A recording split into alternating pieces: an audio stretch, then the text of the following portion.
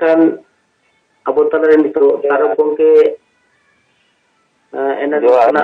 ha ma kata roy dawono aling Hubli Pashchim Banggo Hubli jela West Bengal ponot kami lekate Tribal Association Regional Head kaling kami kan tabona nyutum da Taruk Saren dari kata kana nit dari jaha ko gongke dor sodor kidai manotan Ganesh Chandra gongke ado onka ge aling ho noa dinggo obigota khatir teling bichar nyam da tehen adibasi ko do tidak bo tainom se bo senok kana babo laha dare kana mul ka karon ko dari kata gongke lei sodor kidai Ganesh gongke talate जे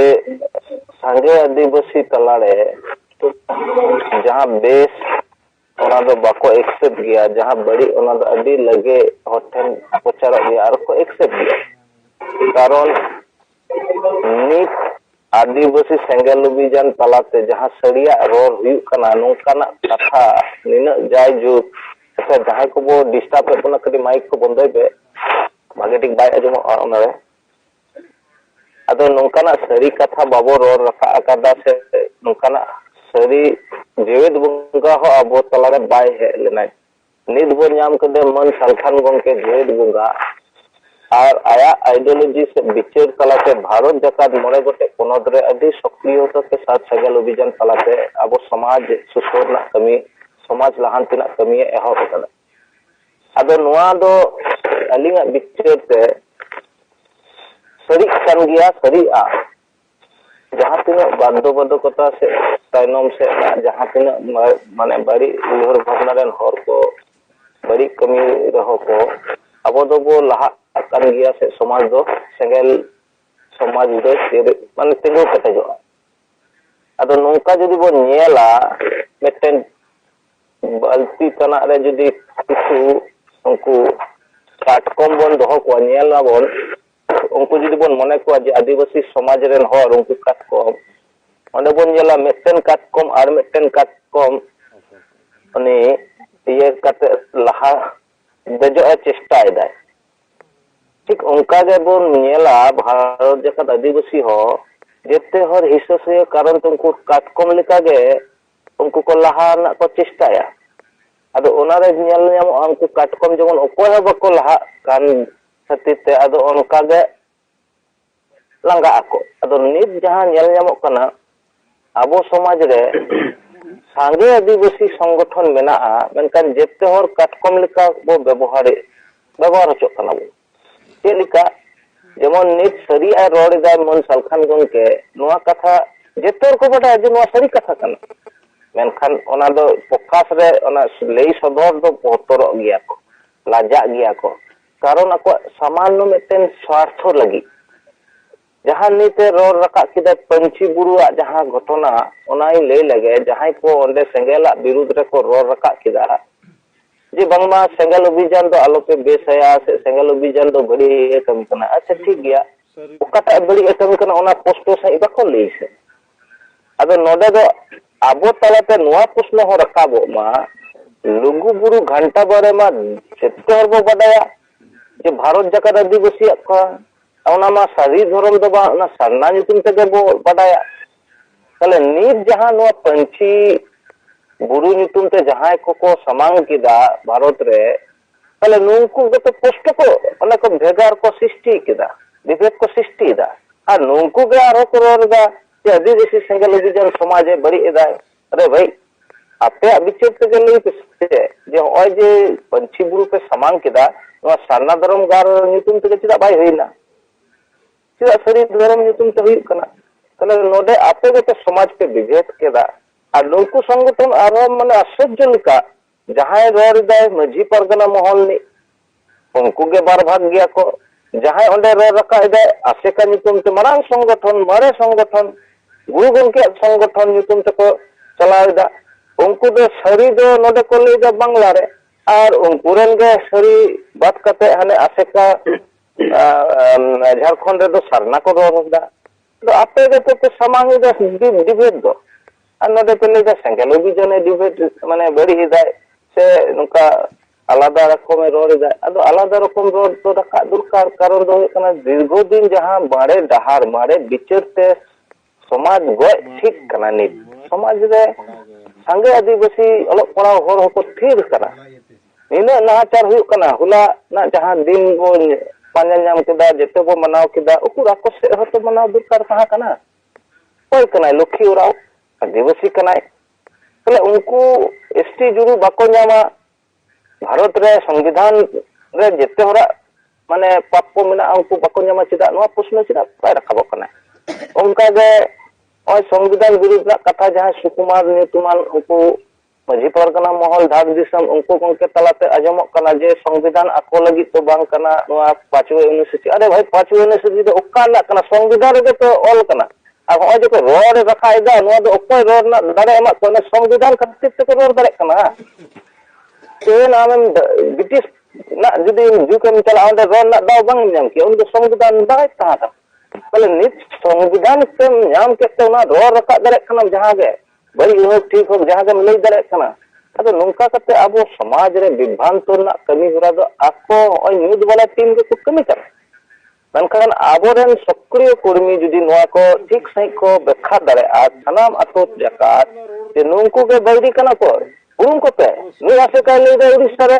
सरला झारखंड रे सरला नोडे सरी ले दे चिदा को प्रश्न दरकार उनका के TV debate रे बको रोरा नोका गलाबो टीवी डिबेट रे बो दुरुमा सेंगल रेन में हर प्रतिनिधि तानाय अपेरन प्रतिनिधि को तान पे ओंडे बो प्रश्न दारे को जे आपे संगठन देन उपाय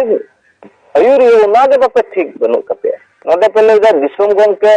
नई नित्यानंद हन हेमरम आरो पे ले दा आर्मी हर गंके रामचंद्र नितुमान तो नय जे आपे तल्ला रे डिबेट मिना तो तीन के समाज पे समांगा माने सुद्रो आपे से लहा पे इदिया आपे तो गुजु डारे पे अगु का लिया तापावलो नवा प्रश्न रकाब गया और उनको का माने जहां प्रश्न आबो से को चापा लगी दो कना तापा ओना प्रश्न गे पले आको से गे चला आ जे समाज रेन बैरी को तो नोंको कना को जय जुग धरे नोंको भूल को बुझो का बना समाज रेन हर दो बको हरा को मेनखान आबो सचेतन हुयु तबोना सेंगल समाज बेरेत हुयुआ सेंगल समाज जहां को विचार पसना हुयुआ आतो रे जहां प्रत्येक आतो रे सेंगल टावर मिटन कते बो बेरेत मा जोनल लेवल धरी एकदम ओना के बाद नोंको को प्रश्न दाड़ा को जे गंके आपे जहां विचार आले विचार टीवी डिबेट तलाते हुयुक मा आबो बो प्रश्न को मा नवा यूट्यूब चैनल ले जहां जे को रोड रखा करा जहां टीवी से सेंगल बाको आतुरे बाको दाव को नाम संविधानिक अधिकार मिना आया रोड ना आय ओकय कनाय आया संगठन ते मजी परगना नितुमान असेकान संगठन आय रोड दारे आय जहां के रोड दारे आया मेनखान इया हो राइट मिना संविधानिक इन होय रोड़ा इया समाज लगी आय ओकय मिना जे इने बरन दारिया नवा दो बाय ठीक गया असंवैधानिक कथा अनुकु जेते होर गे जा बुझो कना संविधान विषय के बको बडाया संविधान पढ़ाओ बको पढ़ाओ कना आईन अदालत ना जहां परिकाठामो ना संबंध वकील बने को मेनखान आबो समाज रे जहां तिना समाज रेन भूल हर नुकु तो जेते नवा मजी परगना महल से आसे का नुकाना संगठन रे मिना को नुकु मारे जुग वाला दो को चाबा कानते ने बोतर ते नवा को रो रखाय ते आबो संगठनिक जहां कमी हुरा जहां दो गणेश गंके तलाते बडाई नामना जे जेते हर ठीक समय मतो बाबो कमी कना नो आदि दुख ना कथा गंके निना बेस आइडियोलॉजी समांग का पना आबो डोर टू डोर जुदी कैंपिंग ठीक हुयु मा आबो सारना धर्म कथा प्रचार मा आबो भाषा भाषा जाति धर्म इज्जत आबादी कथा विचार मा डन कथा चाबाना विचार मा हंडी बदलते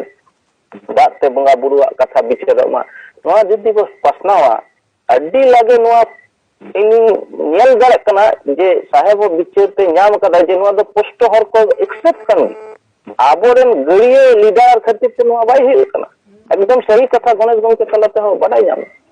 आबोरेन हर को बडाई तो ओका खन को बडाई आबोरेन प्रतिनिधि बाको कमिया तले ओका लिखा को बडाया नित मा सोशल मीडिया रे जहां तिन को नाम दा नो तो आजम गया जे जेते हर को एक्सेप्ट दा जे बो विचार अतो आबो जदि ग्राउंड लेवल रे जहां आतो टोला रे मा जेते हर मोबाइल बनुआ जेते हर लाठू फोन बनुआ अदो मान ले आबो जदि जहां के वन स्टार लेकाते मेना बुना टावर लेकाते मेना बुना नुकु गमके को प्रत्येक आतु रे मिद दिन कते को बोलो कते ओना बिचार को पासनाव लेखाय इन दिन लिया सेंगेल छाड़ा भविष्यत रे तो आदो बाय दिसक कना एटा संगठन और हुयुग गया नोआ माने एकदम नोआ कुकमु सरी गया आबोआ कमी ठेन गे आबो मने जीवी केटे कते कमी हुआ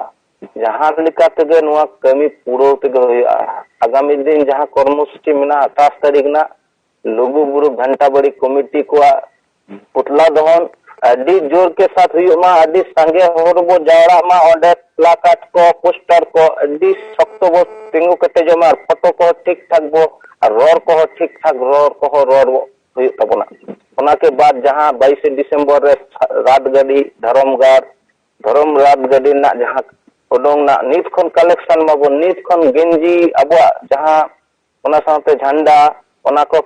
जिते नित खन अबो बो कलेक्शन मा कालिकाते बो जहां तिनो बो दारे अगरो जिते हर ठन बो सेनो मा जिते हर चांदा कते बो नोआ को बो कमी पुरो मा नेल मा बो आगामी दिन अबो साधना धर्म जितकर गया ओना साथे अबो सेंगल समाज हो बेरेदोआ नोआ को मेन कते सनाम को गे दोराते जोहार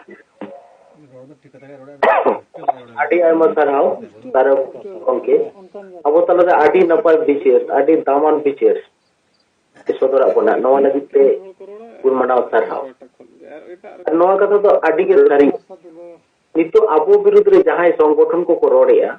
आबो को मेताबन कना समाज को हटिनिया समाज को रापुरिदा आबो समाज रे विभेद को बनावया मेनकन आबो के विभेद ताते मेना कोआ जिला रे मिद रकम पनत रे मिद रकम ताते को रोड़ेया तो नुकुआ नोआ का हेलो